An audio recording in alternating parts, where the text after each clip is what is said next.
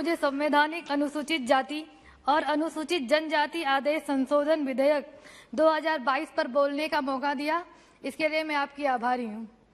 और बहुजन समाज पार्टी कुछ संशोधन के साथ इस बिल का समर्थन भी करती है। बहुजन समाज पार्टी ने हमेशा देश में अनुसूचित जातियों, अनुसूचित जनजातियों और अन्य अल्पसंख्यकों के सर्वोत्तम हितों को रखा है। उत्तर प्रदेश के मुख्यमंत्री के रूप में अपने शासनकाल के दौरान माननीय बहन जी ने उत्तर प्रदेश के आदिवासी क्षेत्रों जैसे मिर्जापुर, सोनभद्र और चंदौली में माओवादियों के खिलाफ अभियान चलाया। समाज के मुख्य धारा में उनके पुनर्वास के लिए कई कल्याणकारी योजनाएं बनाई और नीतियों के माध्यम से ऐसे क्षेत्रों के लिए विकास किया जिनकी और कई गतिविधियां और परियोजनाएं भी शुरू की। संसद के बजट सत्र 2022-23 में त्रिपुरा और झारखंड राज्यों ने राज्य सरकारों की सिफारिशों के साथ साथ संबंधित आयोगों द्वारा व्यापक विश्लेषण पर अपनी संबंधित SC/ST सूची में संशोधन देखा है। ऐसा ही फैसला उत्तर प्रदेश के लिए भी लिया जाना था, जो गौड़, धुरिया, नायक, ओझा, पथारी, राजगौड़ समुदाय को SC सूची से निकालकर ST सूची में शामिल करता है। हालांकि भारत के चुनाव आयोग ने तत्कालीन राज्य चुनावों के कारण इस संशोधन की शुरुआत को स्थगित करने की सिफारिश की थी। हालांकि अब जब चुनाव समाप्त हो गए हैं तो सरकार को उत्तर प्रदेश के गौड़ को अनुसूचित जनजाति की सूची में शामिल करने के लिए संशोधन में तेजी लानी चाहिए। उत्तर प्रदेश के गौड़ समाज उत्तर प्रदेश के 62 जिलों में अनुसूचित जाति और शेष 13 जिलों में अनुसूचित जनजाति में वर्गीकृत किया गया है। अब इन जिलों की संख्या को बढ़ाकर 17 कर दी गई है। मेरा सरकार से अनुरोध है कि उत्तर प्रदेश में इस समाज को ST पूरी तरह से किया जाए। उदाहरण के लिए बलिया के निवासी राजेश गौड़ अपनी पहचान ST के रूप में मानते हैं, लेकिन अपने रिश्तेदारों से मिलने के लिए अगर अन्य जिलों की यात्रा करते हैं तो उन्हें पता चलता है कि उन्हें ST के रूप में वर्गीकृत किया गया है। इससे आपस में उनकी पहचान को लेकर अनिश्चितता पैदा होती है और साथ ही शिक्षा और रोजगार में वो आरक्षण का फायदा नहीं मिलता जिससे इस समाज को मिलना चाहिए, इससे वे वंचित रह गए हैं। ऐसा इसलिए है क्योंकि गौड़ की मूल पहचान या समझ की कमी प्रतीत होती है, जो सामूहिक रूप से अपने अधिकारों की मांग नहीं कर पाए हैं या विशिष्ट सामाजिक या राजनीतिक मुद्दों को नहीं उठा पाए हैं। इसके अलावा वे समान रूप से लाभ या योजनाओं का भी लाभ नहीं उठा पाए हैं, विशेषकर उन जिलों में जहां गौड़ का वर्गीकरण भिन्न हो सकता है। गौड़ समाज पहले ही हाशिए पर है और इससे उनका और अधिक असशक्तिकरण हो गया है। राज्य की संबंधित सूचियों में संशोधन के साथ उम्मीद थी कि यह अंततः ठीक हो जाएगा, लेकिन इसमें अब देरी हो गई है।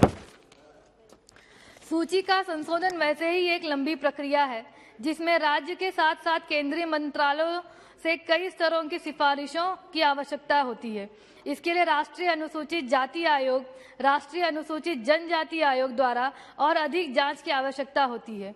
कई अलग अलग निकायों के बीच सहमति और अभिसरण में वर्षों लग सकते हैं और आवश्यकता से अधिक समय लेने को उत्तर प्रदेश के गौड़ समाज से अधिकारों को वंचित रह जाना पड़ा है।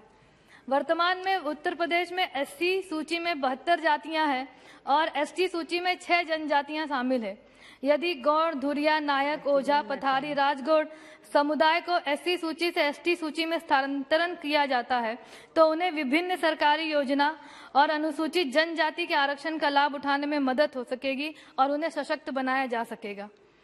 केंद्रीय बजट 2022-23 में जनजातीय मामलों के मंत्रालय ने 8,451.92 करोड़ का बजट परिव्यय निर्धारित किया है, जो पिछले साल 7,524.87 करोड़ के रुपए से आवंटन से 12.32% अधिक है। इसके अलावा कई योजनाएं जैसे एकलव्य मॉडल आवासीय विद्यालय, PM जनजाति विकास योजना, VCF-ST आदि योजनाएं से इन समुदाय के लोगों को फायदा मिल सकता है। समुदाय को ST सूची में स्थानांतरित करके सरकार समावेशी विकास की दिशा में एक और कदम उठा सकती है और यह सुनिश्चित कर सकती है कि इन समुदाय के लोगों को इस बढ़े हुए परिव्यय का लाभ मिल सके। मैम बस एक मिनट। इसके अलावा मैं आपका ध्यान उत्तर प्रदेश की उन 17 ओबीसी जातियों की तरफ, जैसे कहार, कश्यप, केवट, मल्ला, निषाद आदि कई जातियां हैं जो आरक्षण से आच्छादित करने के लिए अनुसूचित जाति में शामिल करने का प्रस्ताव उत्तर प्रदेश सरकार में मुख्यमंत्री के रूप में कार्य करते हुए माननीय बहन जी ने एक नहीं बल्कि कई बार भेजा है, लेकिन केंद्र सरकार ने राजनीतिक कारणों के चलते कभी भी उन प्रस्तावों को अमल नहीं किया।